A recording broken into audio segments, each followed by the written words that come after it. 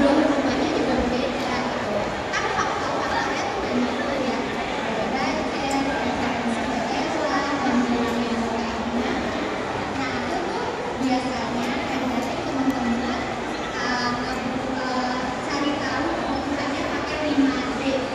5D itu apa tuh? Nah ini dia. 5D itu yang pertama adalah dekat.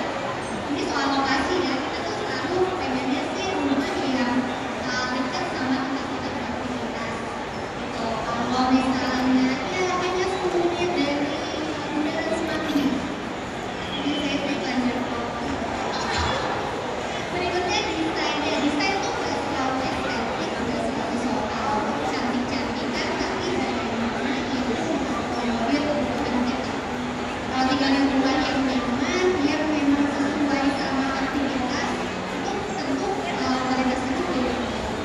Yang ketiga adalah developer. Developer itu nggak mesti ini ya, nggak mesti pihak ketiga yang berbeda. Tapi kalau kita pengen bangun rumah, ini berkaitan erat dengan kontraktor yang ada.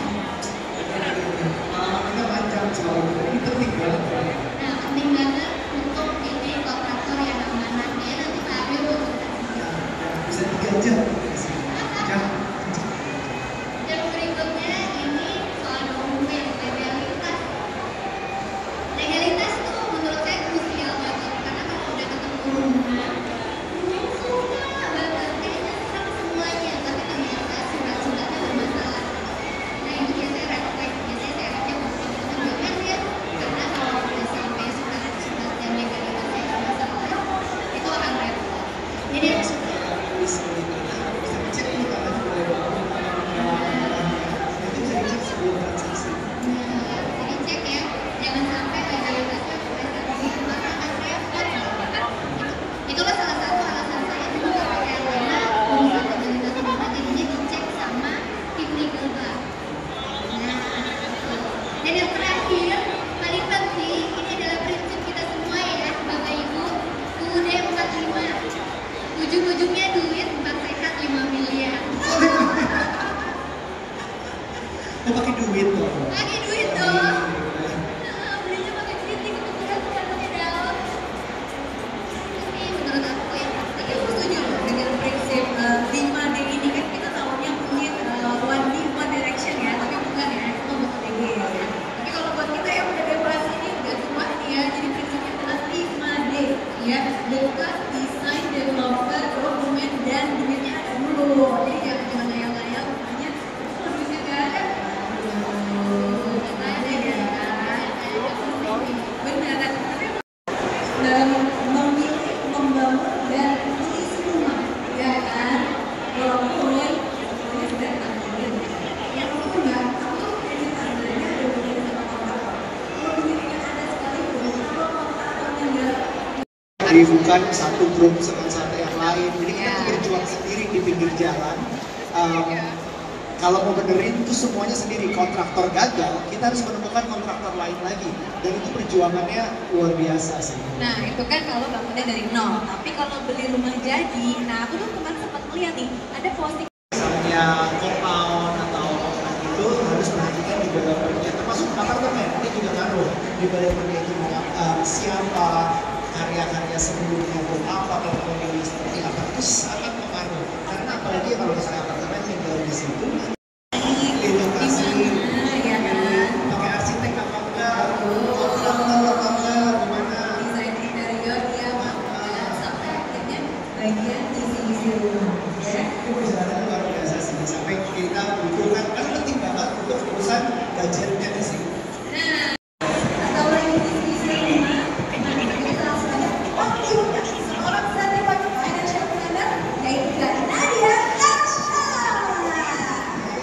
Halo Nadia, ini di Instagramnya bisa dilihat @mami_media. Yes, dan juga kita akan memanggilkan Mas Rocky Yunus Wijaya, para produk manajer Puri kategori Palitra.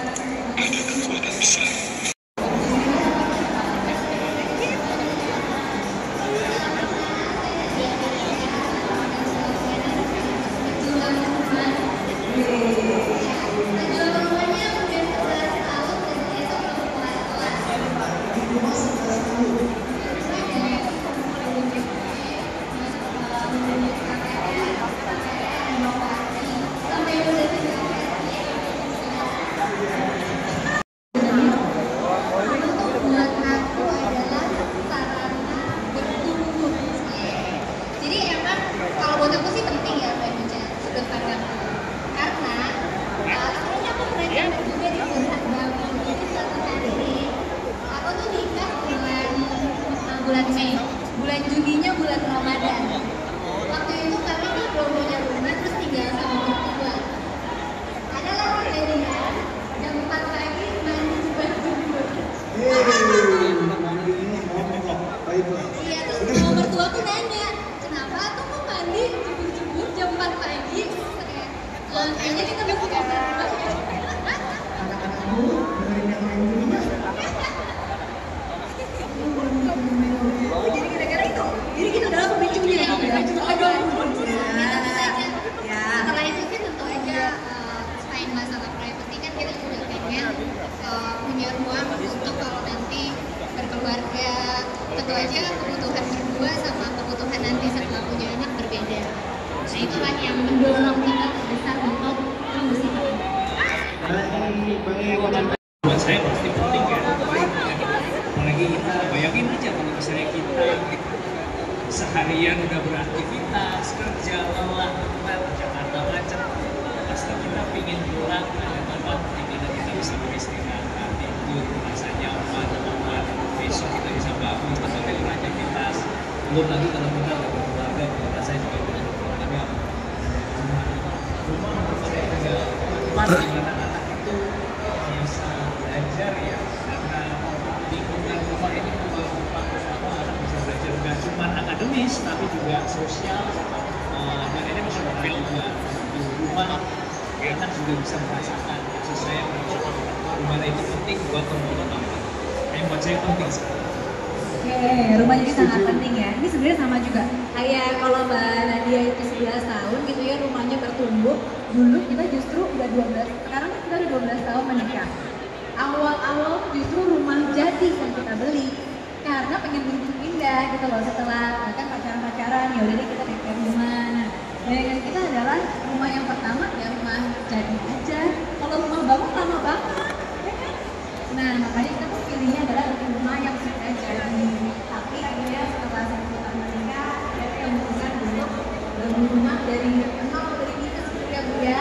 Alias dari tanah, terus dari tanah bangunan, sampai diincar pada saat pandemi. Terus baru akhirnya kita pindah, baru banget beberapa bulan terakhir ini gitu ya.